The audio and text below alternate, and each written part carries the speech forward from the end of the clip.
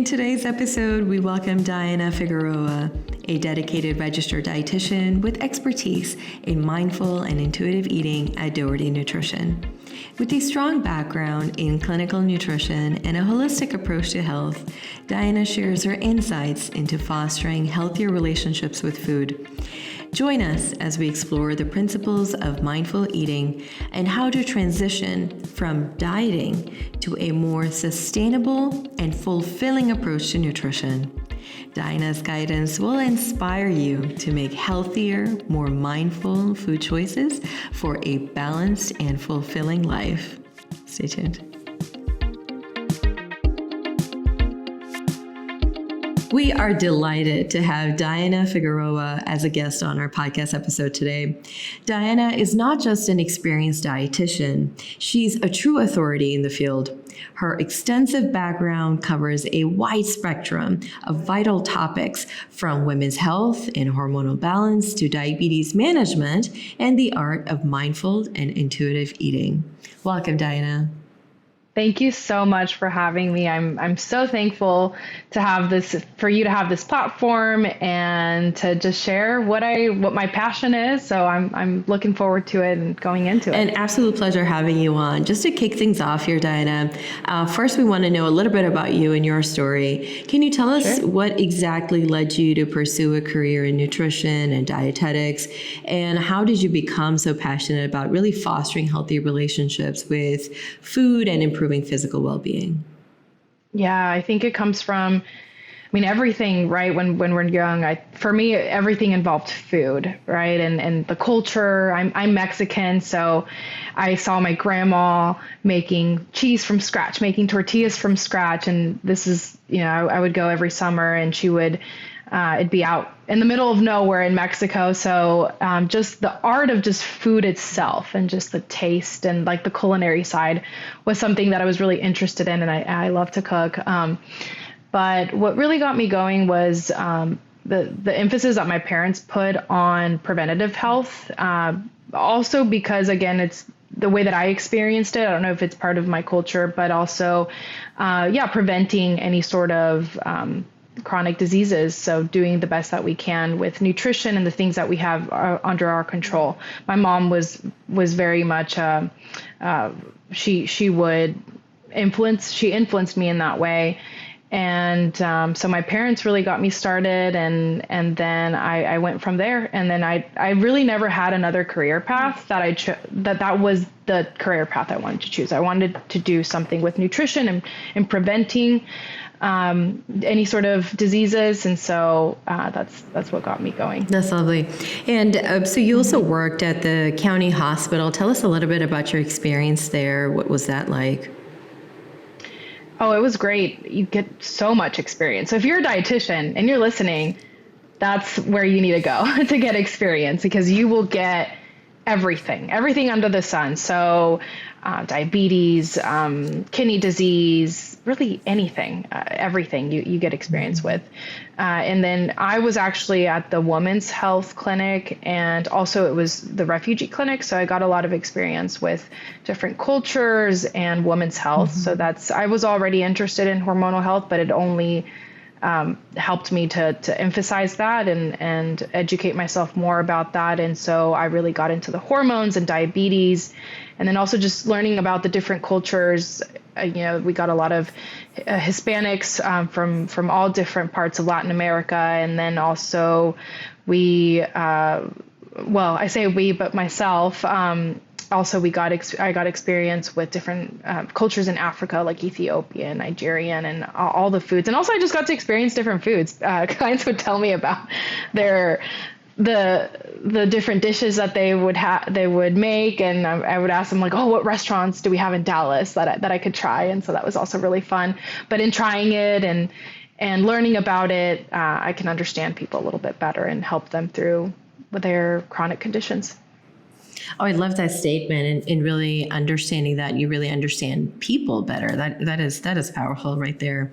Which also leads me to what we're here to talk about on the episode, which is really around this concept of mindful and intuitive eating.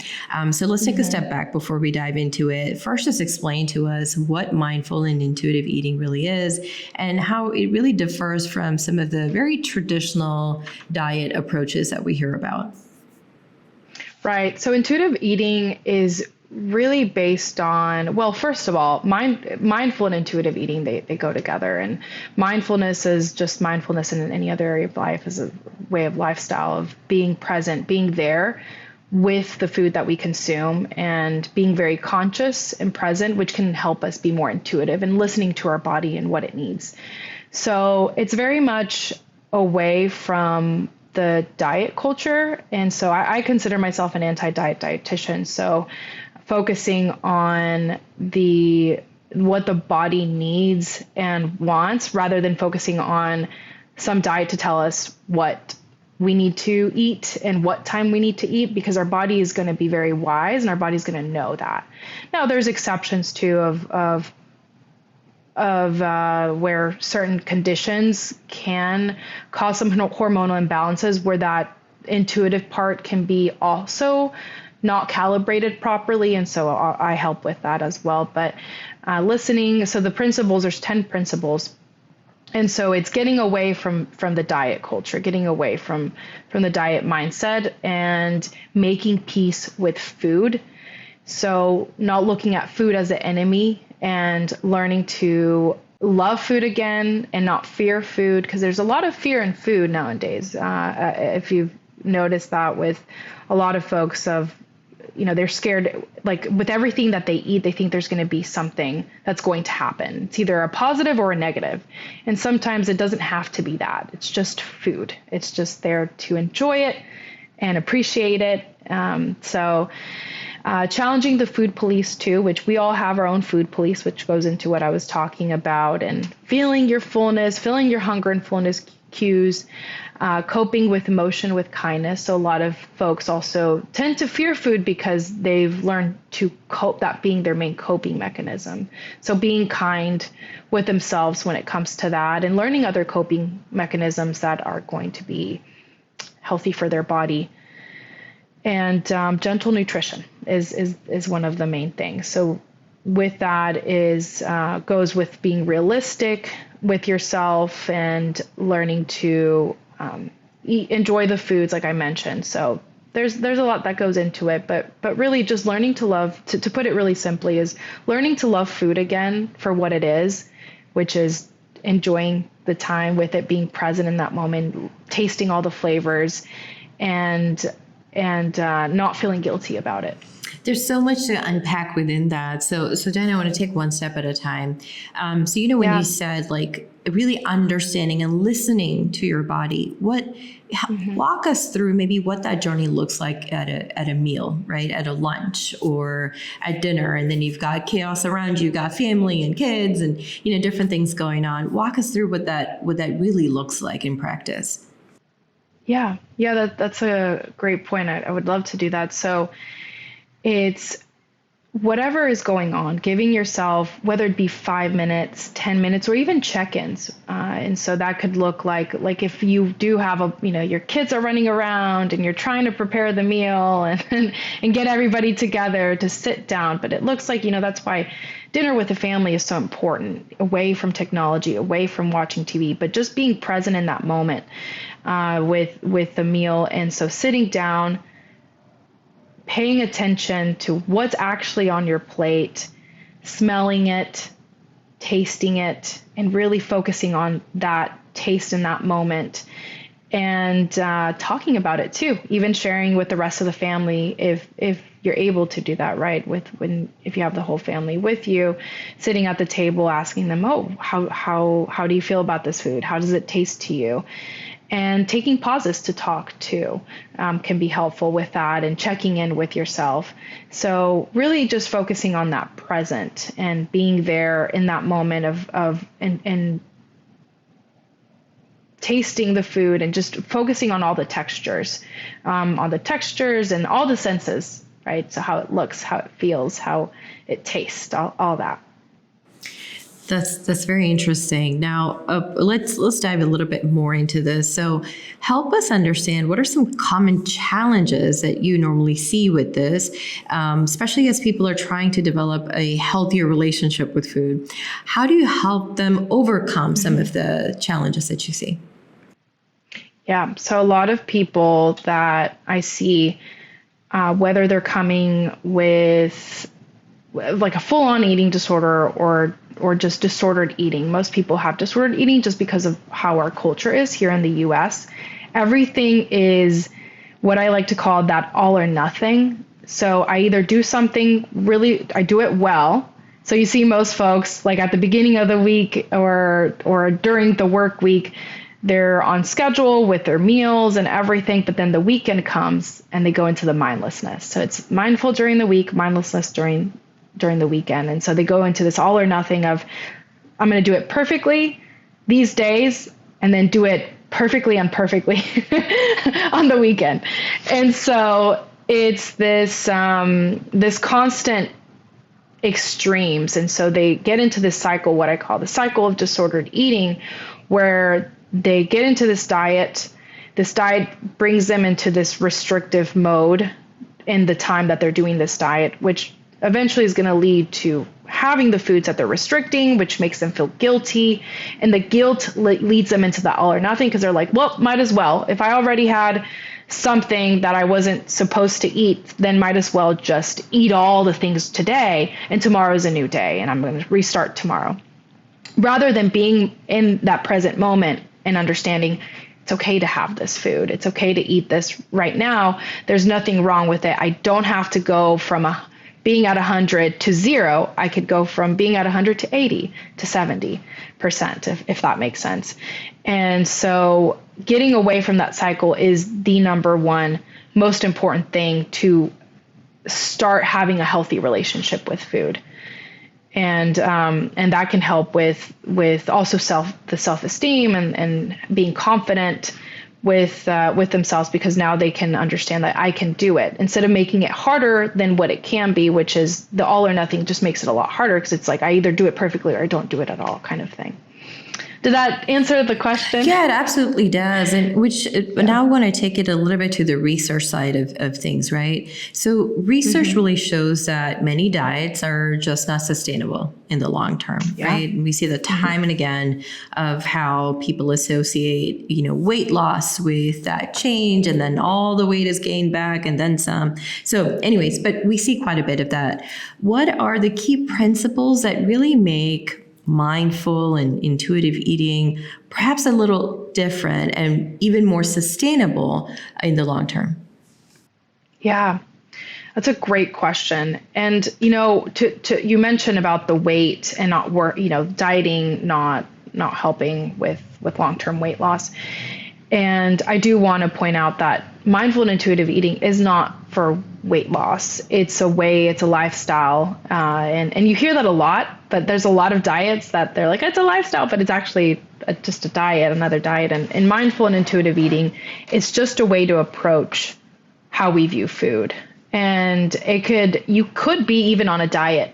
What's going to help that diet long-term, if the goal is weight loss, is being present and being mindful and being intuitive. And so the difference between mindful and intuitive eating and dieting is just that it's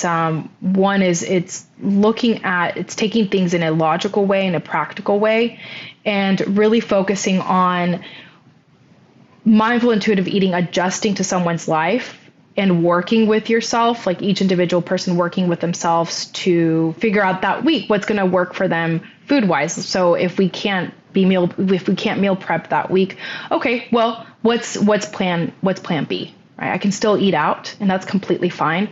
And it's focusing on being mindful when I'm eating out and choosing nutritious foods as well as fun foods. We can have those fun foods, which a lot of people would think of fun foods as the junk foods, but they're just non-nutritious foods. And so there's always a plan. with mindful and intuitive eating, because as long as you have that secret ingredient of mindfulness and you're present in that moment, you have a choice with what you do and what you select food wise. And if there's a choice, there's a conscious choice of selecting nutritious foods and foods that are going to nourish the person and are going to help the person long term. Versus dieting, it's just in that moment. This is what you do. It's just general. It's very it doesn't adjust to the person. So dieting is adjusting to the person's. It's not adjusting to the person's life, versus mindful and intuitive eating is, which can facilitate with weight loss. Not that it's a way to lose. Sure. An indicator clearly, but not the goal, right? Exactly. Yeah, sure. Makes sense. You take a very holistic approach to health here. How do you address sort of the interconnected aspects of well-being in this approach? How do you incorporate the philosophies of health at every size or weight inclusive care? How does that how does it encompass some of those? Yeah. So when we're looking at mindful and intuitive eating, it's not even just focusing on nutrition. And crazy to say, but nutrition is a small part of the things that affect our health. And you mentioned the holistic, so it's like the whole, looking at everything, looking at the person as a whole. So I teach people the 4 pillars of health. And this was something that was taught to me by my supervisor at the time, Danny. She is so great. And so she taught me the 4 pillars of health, which is stress management, making sure that you're sleeping well, nutrition, of course, gentle nutrition, and physical activity or movement. So those things are part of all that are going to affect also our nutrition, right? So think of it as like, if somebody doesn't get good sleep or doesn't have good sleep for several days, that's going to increase appetite because the body's going to try to get energy somehow. So if that happens, then the person's going to be potentially eating more or having just less control over the foods they eat, because also their body's more in survival mode. Their cortisol is a little bit higher. So now you also have higher stress, and that can turn into the person also feeling insecure about the choices that they make, which can lead into that all or nothing, which only adds more to the stress, and they're fatigued. So everything impacts everything, right? So that's how it's so important to pay attention to all the different aspects of and variables and things that can affect nutrition. So all those things are important to look at. And health at every size. So health at every size plays into that. So it's focusing on all those different non-scale victory things. So things that we get away from the scale instead of looking at the number. What are the other things that we can measure? So improved sleep, better energy, feeling good about ourselves, more confident, less stressed, more physical activity and enjoying it too.